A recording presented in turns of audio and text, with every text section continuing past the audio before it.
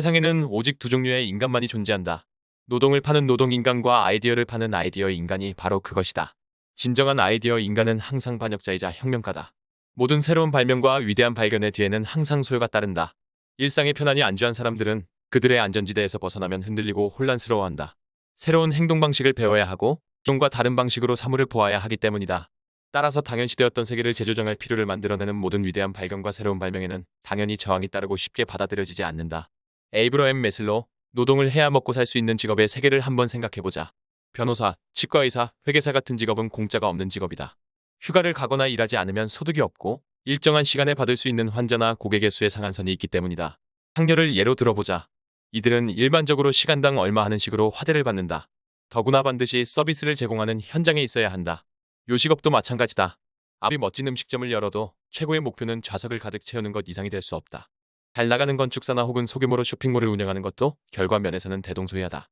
이런 직업들에서는 연수입의 절대 액수가 얼마든 간에 증가율의 한계가 있을 수밖에 없다. 요컨대 이런 직업들에서는 아이디어의 힘이 아니라 투여된 노동의 양이 수입을 결정한다. 게다가 이런 직업들에서는 충분히 예측할 수 있는 일들만 일어난다. 약간의 변화는 있을지 모르지만 다른 수많은 날들의 수입을 합친 것보다 단 하루의 수입이 훨씬 더 많은 일은 일어나지 않는 것이다. 한마디로 이러한 직업들에서는 정상적인 경우 대박이 발생하지 않는다. 반면에 어떤 직업들은 약간의 노력만 더하거나 혹은 전혀 그런 것 없이도 잘하면 수입 액수의 0이 몇 개씩 더 붙을 수 있다. 이른바 노동을 파는 똥덩어리 인간과 지적 산물을 파는 아이디어 인간의 차이다. 노동을 안 하는 시간에도 수입이 늘어나는 일은 아이디어 인간에게만 일어난다. 블랙스완의 작가는 아이디어 인간과 노동 인간의 차이를 이렇게 설명한다.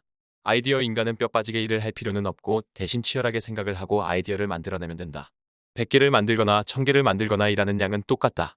주식 거래를 할 때 100주를 사든 10만 주를 사든 100만 주를 사든 거기에 투입되는 노동의 양은 똑같다. 똑같은 양의 전화통화, 똑같은 양의 계산, 똑같은 양의 법적 서류, 똑같은 양의 뇌세포 소모, 거래의 성립을 인증받기 위한 똑같은 양의 노력, 게다가 집안의 거실이든 무교동의 술집이든 장소에 구애받지 않는다. 직접 일을 하는 대신 남의 손을 빌릴 수도 있다. 가사 연예인, 영화배우라는 직업도 똑같은 속성을 가지고 있다. 음반을 내거나 노래를 유튜브에 유통시키기만 하면 된다. 그때마다 노래를 부르거나 연기를 하기 위해 현장에 나타날 필요가 없다. 작가도 마찬가지다. 한 부가 팔리든 수백만 부가 팔리든 글쓰기에 들어가는 노동은 동일하다. 소설가 황성룡은 독자 한 사람 한 사람을 위해 똑같은 책을 써서 바칠 필요가 없기 때문이다. 그러나 제빵사는 다르다. 그는 고객이 한 명 늘어날 때마다 빵 한 개씩을 더 구워내야 한다. 작가와 제빵사의 차이, 투기꾼과 의사의 차이, 사기꾼과 창녀의 차이를 알면 세상이 어떻게 돌아가는지를 조금 더 잘 볼 수 있게 된다. 그것은 추가적인 노동이 전혀 없이도 수입을 10배, 100배 늘릴 수 있는 직업과 하나를 더 얻을 때마다 그만큼의 유한한 자원인 시간과 노력을 또 투입해야 하는 직업의 차이다. 그렇다면 대박을 터뜨려 하루아침에 경제적 자유를 누리려면 아이디어 인간이 되어야 한다는 의미일까?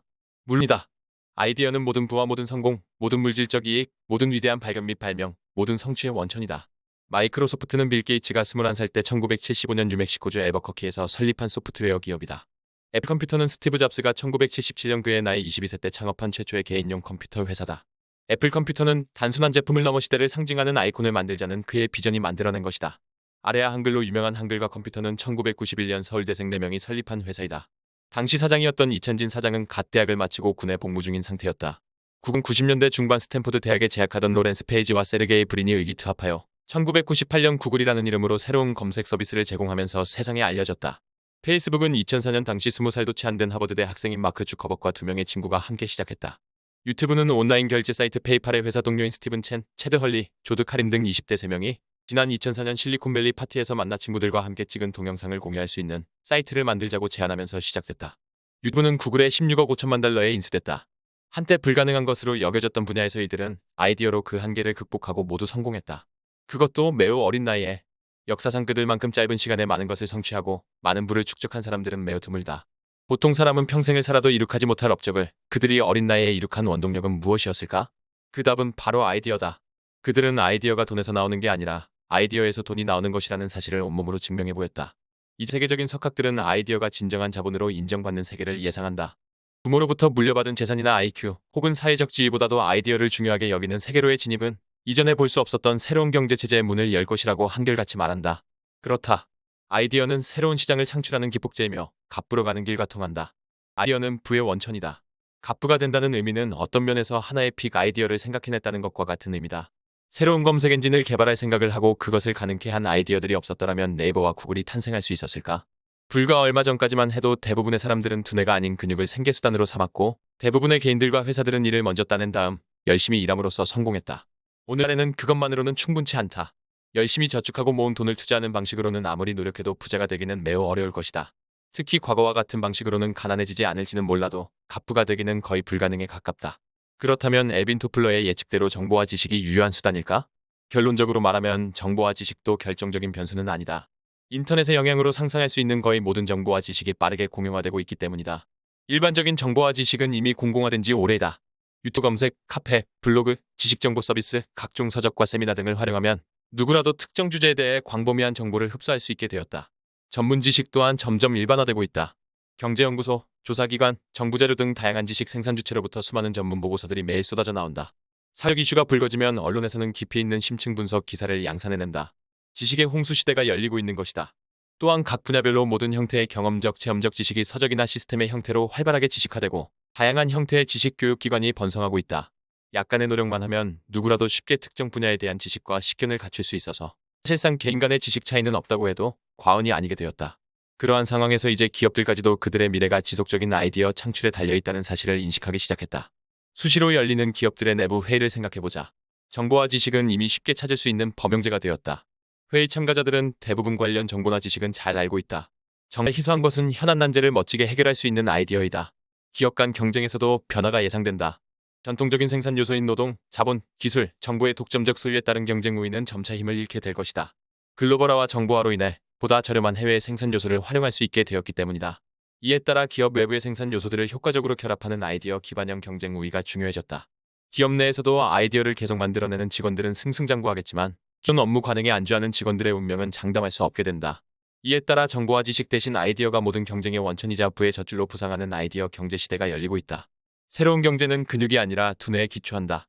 아이디어가 모든 것에 우선한다. 부자가 될 것인가, 평범함에 그칠 것인가의 문제는 빅 아이디어를 창출하는가, 못하는가에 달려있다고 해도 과언이 아니다. 유일하게 중요한 것은 스마트한 아이디어다. 부자는 근육이 아니라 머리로 일한다. 역사상 어떠한 시기보다도 기민한 아이디어와 그것이 창조해낸 비즈니스 모델은 높이 평가되고 있다. 오늘날 우리는 도처에서 두뇌의 힘이 이룬 기적들을 목격하고 있다. 우리는 우리 자신이 생각하는 것 그 자체이다. 큰 부자가 된다는 것은 어떤 면에서 곧 빅 아이디어를 얻는다는 의미와 일맥상통한다. 오늘날 엄청난 가치를 지닌 기업이나 상품들 대부분이 단 하나의 아이디어에서 출발했다는 사실에는 의심의 여지가 없다.